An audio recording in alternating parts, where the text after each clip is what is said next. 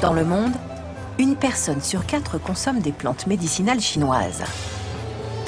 Un commerce de 100 milliards d'euros, dont Hong Kong est la plaque tournante. Dernièrement, un nouveau produit a conquis le marché. Son nom, Cordyceps sinensis. D'après les médecins traditionnels chinois, il aurait d'innombrables vertus, grâce à ses effets bénéfiques aussi bien sur le cœur, les reins ou les poumons. Ce composé est issu d'une rencontre mystérieuse entre un champignon et un animal qui ne se produit que dans une seule région du monde. Très rare, il est donc aussi très cher. À 25 000 € le kilo, sa valeur est aujourd'hui supérieure à celle de l'or. Cordyceps sinensis pousse ici, sur les plateaux du Tibet. Il ne se montre que 2 mois dans l'année, 2 mois pendant lesquels les villages de montagne se vident, à l'image de celui de Zhongdian, à la frontière entre le Tibet et la Chine. À une journée de route du village, les habitants de la région ont installé leur camp de base. Il est situé plus haut dans la montagne, car les cordyceps ne poussent qu'entre 4000 et 5000 mètres d'altitude. Fermiers, nomades ou éleveurs ont abandonné leurs activités pour se consacrer à cette récolte qui leur permet de gagner 3/4 de leur revenu annuel.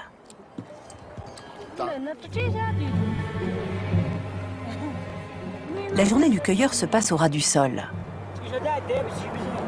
Position indispensable pour trouver l'objet de leur quête, une tige qui sort seulement de 2 cm hors du sol.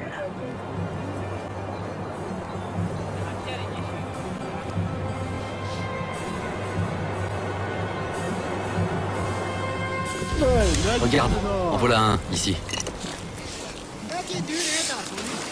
Ah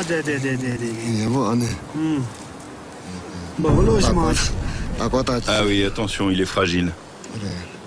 Regarde bien, il y en a peut-être un autre. Avec l'augmentation de la demande, cette cueillette est devenue une véritable chasse au trésor. Pourtant, cette pratique est ancestrale. Bien avant que nous ne fassions partie de la Chine, nous, les Tibétains, on cueillait et on consommait déjà le cordyceps, et bien d'autres plantes d'ailleurs. Bien avant qu'il n'y ait des hôpitaux et des dispensaires.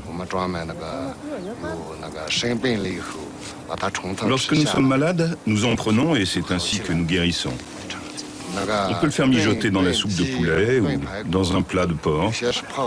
Ou bien encore ceux qui boivent le font macérer dans de l'alcool.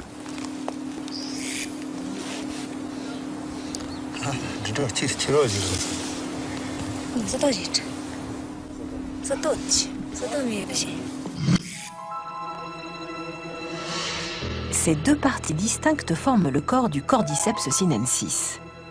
Cet organisme extraordinaire est le résultat d'un des cycles biologiques les plus surprenants de la nature.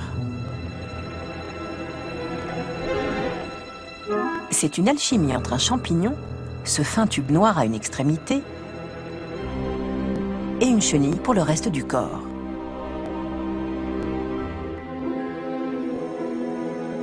Celle-ci appartient à une espèce de papillon très particulière.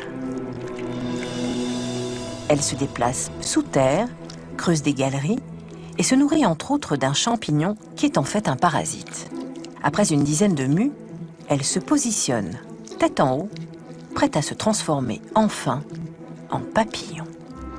Mais au printemps, alors que la chenille s'apprête à vivre sa métamorphose, le champignon profite d'une température plus douce et d'un peu de pluie pour se développer et tuer la malheureuse chenille. Il pousse ensuite vers la surface à la recherche de chaleur.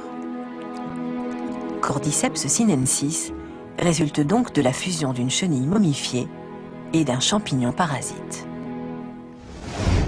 À Hong Kong, la demande de cordyceps a explosé.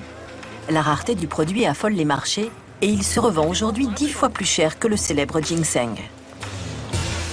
Son pouvoir de guérison semble faire l'unanimité chez les médecins traditionnels chinois. D'après eux, il renforcerait la résistance physique, stimulerait le système immunitaire et aurait un effet positif sur l'organisme en boostant l'énergie des patients. Les scientifiques se montrent plus réservés et tentent de déterminer en laboratoire les propriétés chimiques de cet organisme hors du commun. Et d'un point de vue clinique, de nombreux patients confirment se sentir vraiment mieux après avoir suivi leur traitement. Malheureusement, nous ne savons toujours pas comment ce champignon agit dans notre corps. Quels sont exactement ses composants actifs? Sur quels organes, plus particulièrement, il a un effet? Nous ne le savons pas vraiment. Ce produit cacherait même d'autres vertus encore inconnues. Une étude anglaise a conclu dernièrement à son effet bénéfique sur la lutte contre certaines formes de cellules cancéreuses. Si les Tibétains l'utilisent intuitivement depuis des siècles, le futur du Cordyceps sinensis s'écrira peut-être dans les laboratoires pharmaceutiques.